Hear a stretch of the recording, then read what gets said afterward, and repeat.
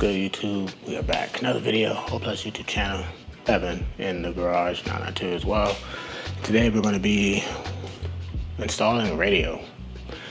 As much as I would love to keep the classic look of the OEM radio, the radio stations here in Tampa suck. And I don't want to pay $1,800 for the CCM plus whatever thing, so I'm just putting an aftermarket radio with a kit from Crutchfield and make it do what it do.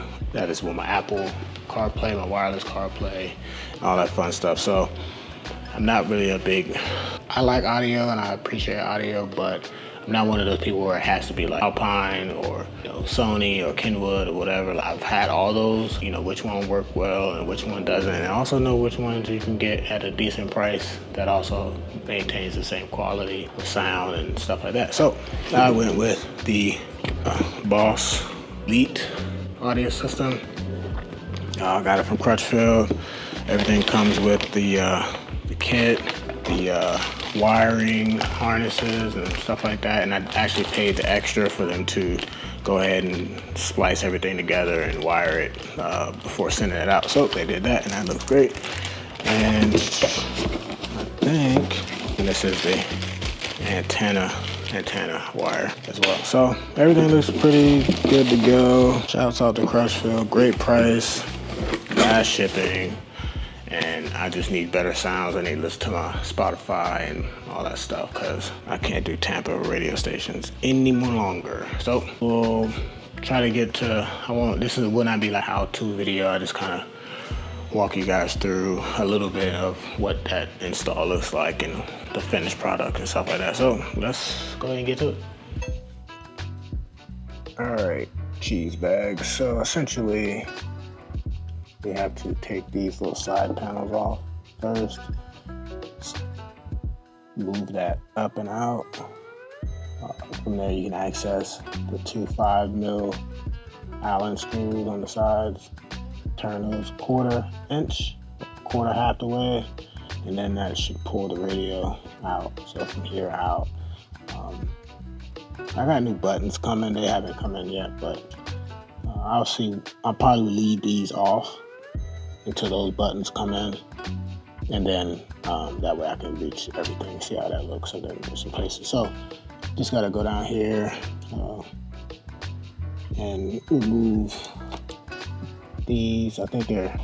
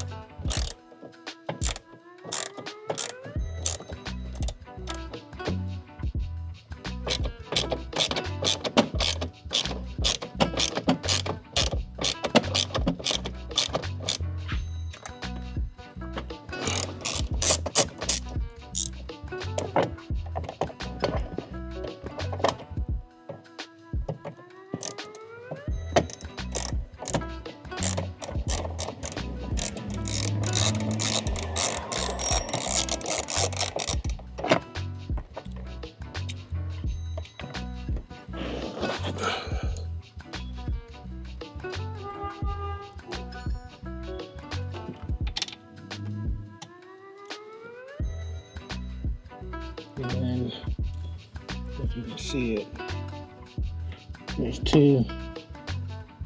I think those are the Torx 20s. This one's the 230. So these two are.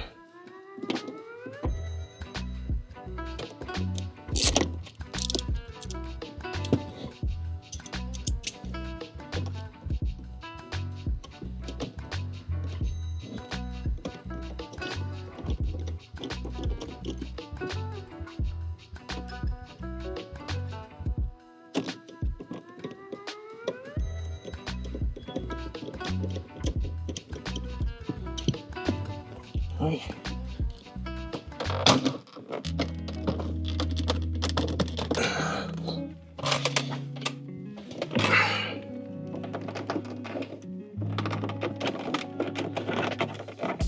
So this was, it's in here.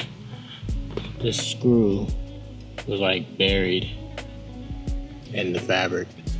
So I know some of the videos that have like this other type of tray that's down on the passenger side. Well, mine had the auxiliary power outlet here. So yeah, the screw, you just gotta kind of dig for it, but it's in there. It was just buried in there. Same thing, T30. And now that exposes the other two that you need to remove, which is the T20.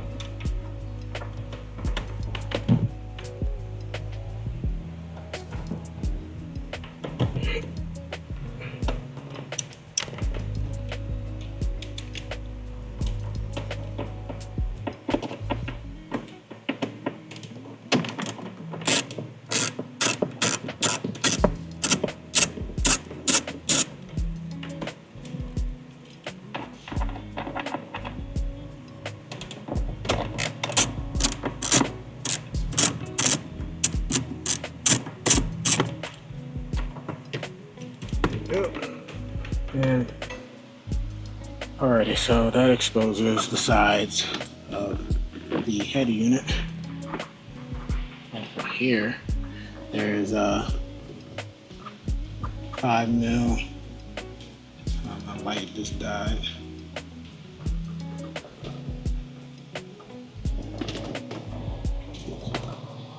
It's down here actually. It's here.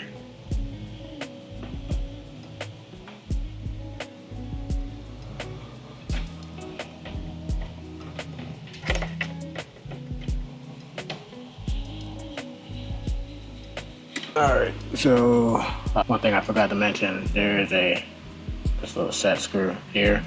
I'm just using a needle nose and my masculinity to turn it. So again, if you have the grip strength of a girl, I highly recommend you go get some help. But so I take this all the way out, and then I think my Allen keys are already turned, so it should just come out. Let's see. Alright, radio is out. These little fucking screws here on the side. So this is what they need to look like.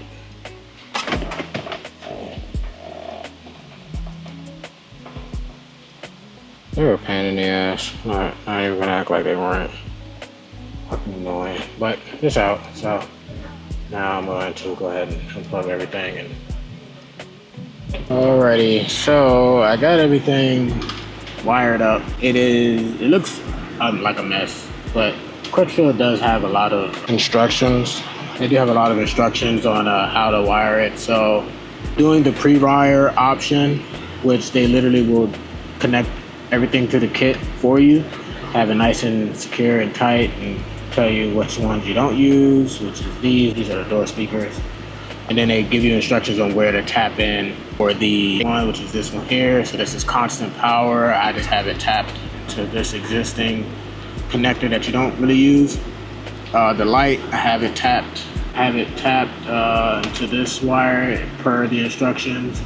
And then also I have the parking brake tapped to this yellow wire per the instructions.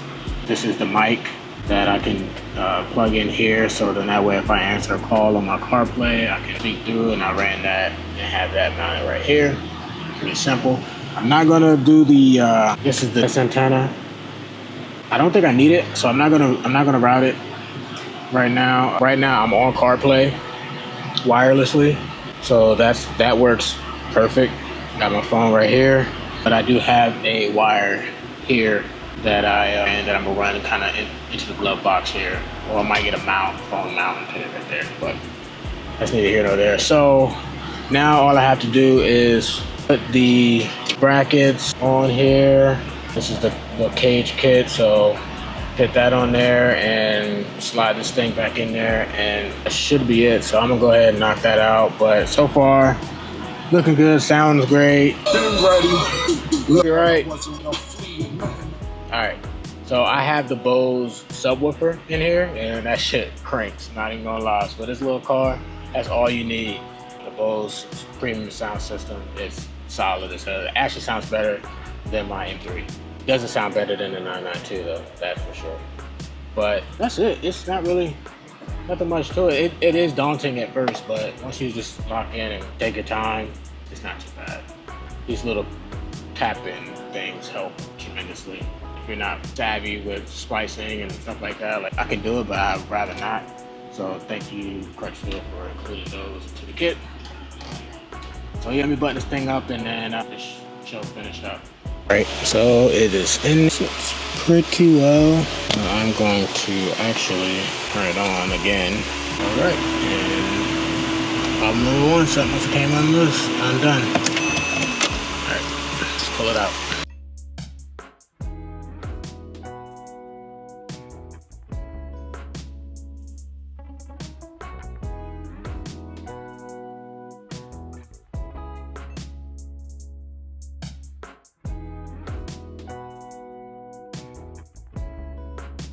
Alrighty, and that is it for today's video, guys. As you can see, looks clean, it works.